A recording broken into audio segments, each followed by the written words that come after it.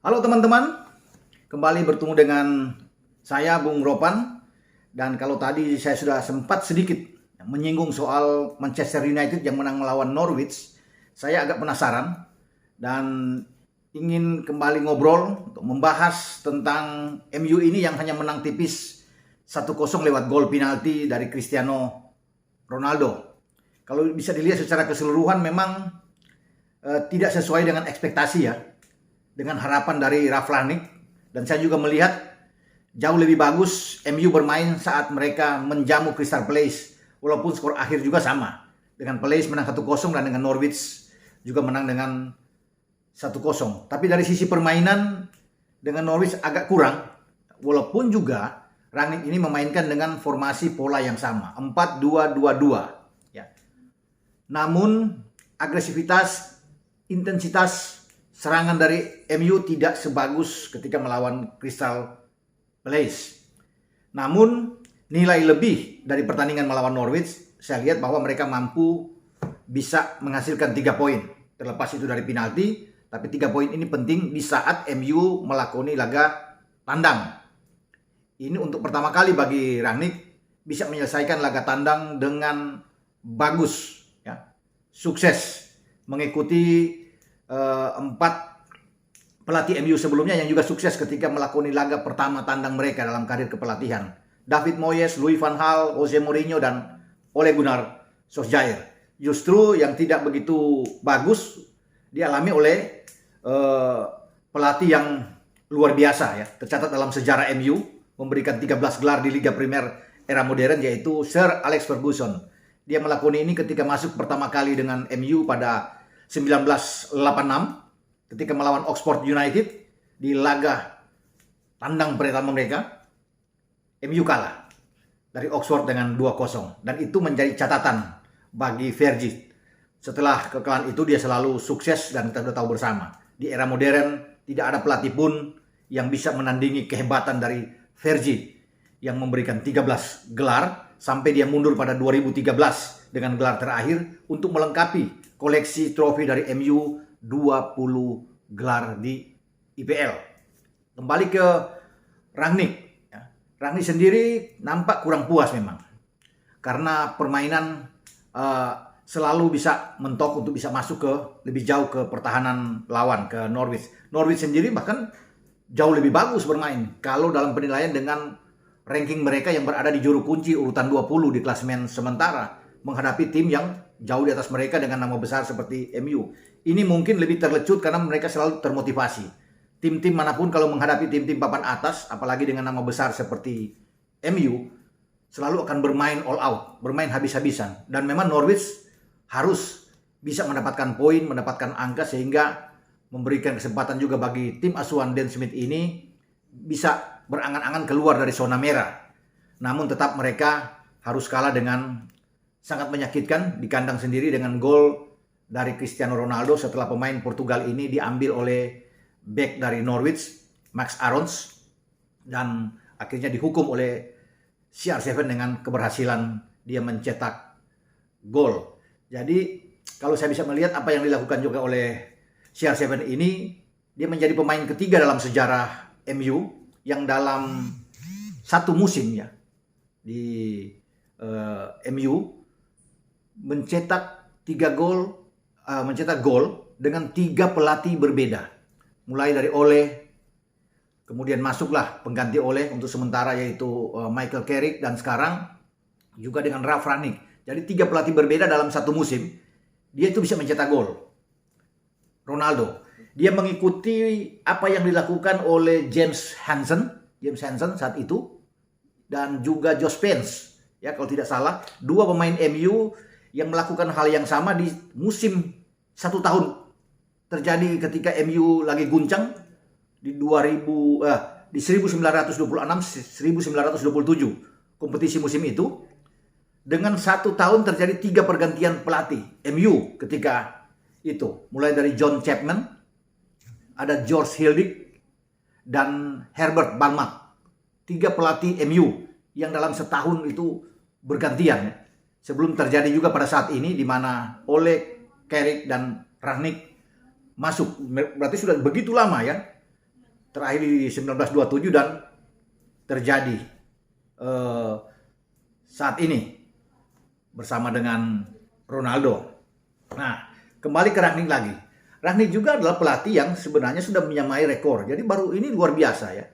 Baru 2 pertandingan, tidak begitu signifikan memang dengan gaya dia yang dia bawa dengan gegenpressingnya, karena memang butuh waktu ya. Tidak mungkin dalam 2 pertandingan atau 5 pertandingan langsung jadi MU. Ini prosesnya harus butuh proses ke depan ya, untuk bisa memainkan dengan gaya ini kan tidak mudah bermain dengan gegenpressing ini. Karena Klopp juga membutuhkan 3-4 tahun untuk bisa membangkitkan performa dari Liverpool sebelum mereka menjadi juara di Liga Champions ya, dan juga juara di IPL.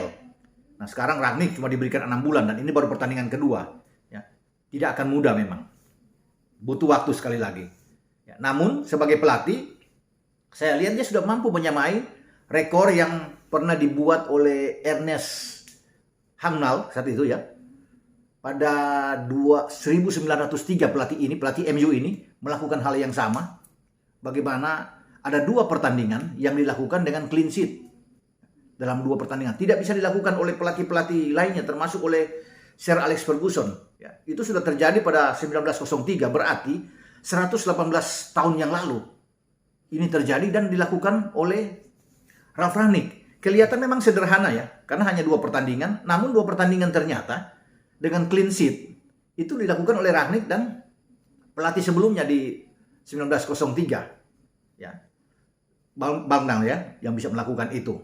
Jadi ini benar-benar mengagumkan kalau kita bisa lihat. Belum bisa memberikan mungkin sesuatu yang signifikan, tetapi 2 clean sheet ini sangat perlu, sangat dibutuhkan sekali untuk menambah rasa percaya diri. Motivasi bagi semua pemain-pemain MU untuk bertanding, menatap pertandingan-pertandingan selanjutnya ke depan. Ya. Rangnick sudah melakukan itu dengan baik. Tidak ada yang menduga, bolehlah skor mungkin hanya tipis-tipis.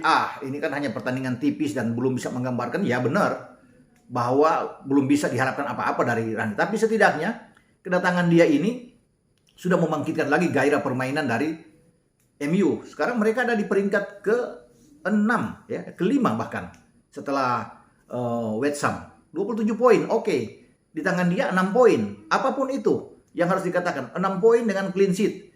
Sesuatu yang tidak bisa dimiliki oleh MU sejauh ini ketika di zaman Ole, bahkan ada 24 gol yang bobol. Dengan Rangnick 2 match pertama tidak kebobolan. Memang lawan Norwich kemarin kelihatan bahwa pertahanan agak sedikit longgar ya, kalau bisa dilihat. Ada beberapa ruang dari sisi open play yang dilakukan oleh Timo Pukki dan kawan-kawan untuk bisa menembak. Bisa dibayangkan mereka masih bisa menembak 11 kali ya, percobaan menembak dari Norwich di Carrow Road, dan 5 on target, sama seperti on target dari MU dengan 5 kali, dan MU hanya melepaskan 2 lebih unggul dari Norwich, 13 percobaan menembak. Jadi ini pertandingan yang imbang dan Norwich memberikan perlawanan yang luar biasa kalau bisa dikatakan.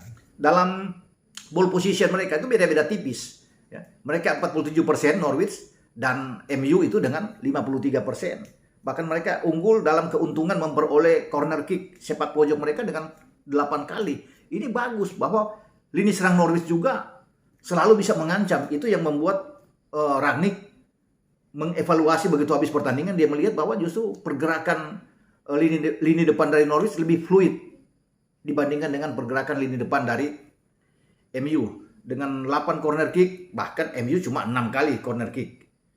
Benar-benar pertandingan yang menyulitkan bagi MU ya. Perlu kerja keras.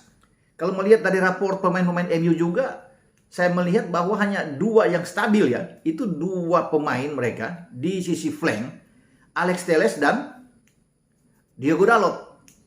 Tidak pernah terjadi dalam karir mereka setelah bermain di MU, mereka mendapat kesempatan bermain dalam 180 menit. Hanya dengan Rangnick mereka mampu menyisihkan 2 langganan tetap, Luke Shaw dan Aaron Wan-Bissaka. Terlepas mungkin Aaron dan Luke Shaw tidak begitu bugar, tidak begitu speed, tapi 2 kali bermain full. Ini tidak pernah dialami oleh Alex Telles dalam 2 pertandingan beruntun bersama dengan Diogo Dalot. Dan mereka konsisten. 2 pemain ini luar biasa dalam membantu serangan, dalam menjalankan keinginan dari Rangnick ya, dengan gegenpressingnya walaupun tidak begitu terlihat kentara, tetapi 2 ini terus bisa menekan lawan, membuka ruang buat lawan melakukan tembakan ya. Ini bagus bahwa dia sudah mendapatkan 2 back sama seperti ketika Klopp mendapatkan Robo dan juga Trent yang bagus dalam mendukung formasi yang dia inginkan. Dan ini saya pikir modal kuat bagi seorang Ralf Rangnick. Fred juga bermain oke dalam 2 pertandingan terakhir setelah dia mencetak gol melawan Palace. Kemarin juga dia oke dalam bertahan, dia dalam mengawal lawan. Ini bagus bersama dengan McTominay. Mungkin raport yang akan agak kurang menurut saya itu adalah di sisi pemain nomor 10. Bruno Fernandes itu drop bermain. Nah, kurang begitu bagus Bruno. Sehingga walaupun dia akhirnya diganti oleh Van de Beek ya. Kemudian Sancho juga yang masih kurang ya dalam bermain. Kemudian ada pergantian juga dengan bagaimana dengan Greenwood yang masuk. Jadi dua pemain ini saya lihat melawan Norwich tidak sesuai dengan harapan saya. Juga pasti mungkin bagi Rangnick melihat ini, makanya ditarik keluar. Rashford juga tidak begitu bagus di dalam bermain kemarin.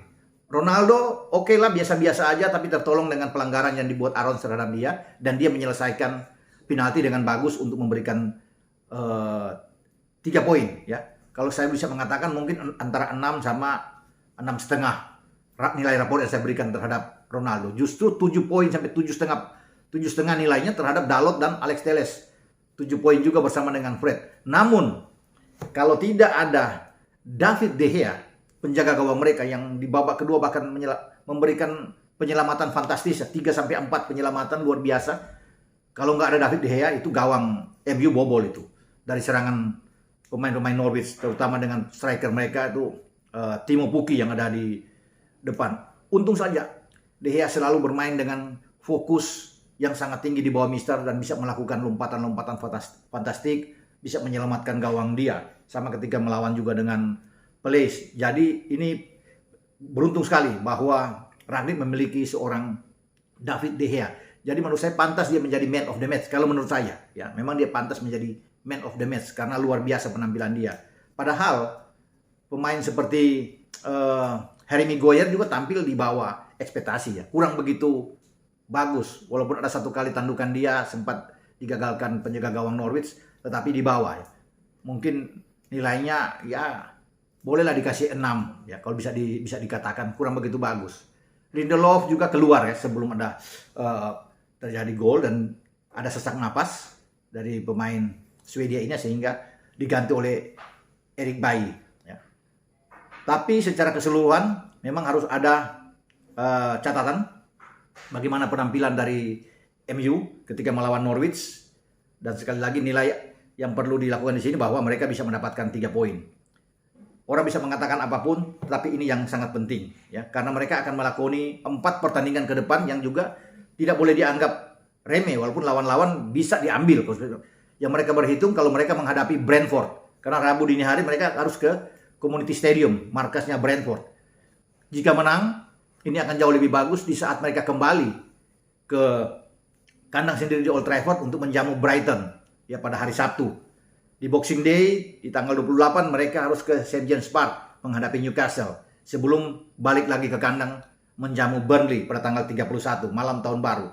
Kalau bisa melihat ini ada 12 poin di depan mata. Kalau 12 poin ini diambil dengan bagus sekali, dengan sempurna oleh MU, mereka itu ada dalam persaingan di 4 besar bersama dengan West Ham, juga bersama dengan Arsenal dan Spurs. Ini yang menarik, bahwa kedatangan dari seorang Rangnick ini itu bisa membangkitkan lagi gairah permainan dari MU. Tidak begitu bagus sekali seperti harapan banyak orang, tetapi yang dibutuhkan di sini adalah konsistensi mereka, bahwa lini belakang mereka tidak bobol dalam 2 pertandingan. Ya, itu yang paling penting, dan mereka selalu bisa mencetak kemenangan. Mau skor 1-0, mau 2-1, yang penting menang dulu. Itu yang harus dilakukan, dan Rangnick bisa menjalankan ini dengan baik. Dan saya sudah katakan sebelumnya kan, 118 tahun yang lalu ternyata ini rekor 2 pertandingan ini bagus, tidak clean sheet, maksudnya tidak kebobolan, mereka clean sheet yang dilakukan oleh Rangnick. Semoga ini terus akan berjalan sampai ke depan dan kita bisa melihat bagaimana perkembangan MU. Kalau hanya ada 4 pertandingan dan mereka bagus sampai di akhir tahun, bisa saja posisi Rangnick ini akan dipertimbangkan untuk dipermanenkan. Ya, bukan lagi dia ketika 6 bulan kemudian jadi sebagai konsultan atau direktur teknik, tapi layak untuk dipermanenkan. Karena kalau dia keluar pasti akan berubah lagi. Mau siapapun yang masuk, mau Ten Hag masuk, mau Pochettino, pasti perubahan akan terjadi. Tidak ada lagi gegenpressing yang ada di sana, walaupun dia sebagai seorang konsultan di sana. Yang paling pas kalau ini baik semua ke depan harus dipertimbangkan oleh manajemen MU untuk mempermanenkan saja seorang Rangnick karena dia lebih tahu bisa membeli pemain sesuai dengan keinginan dia. Oke, sampai di sini pembicaraan kita dengan MU. Ada beberapa rekor yang sudah dibuat. Rangnick sudah membuat rekor itu. Ronaldo juga sudah melakukan rekor yang baik ketika ada di Norwich. Dan semoga mereka akan bermain lebih konsisten lagi dalam 4 pertandingan ke depan sebelum menyelesaikan tahun 2021 ini. Sampai ketemu kembali. Ciao.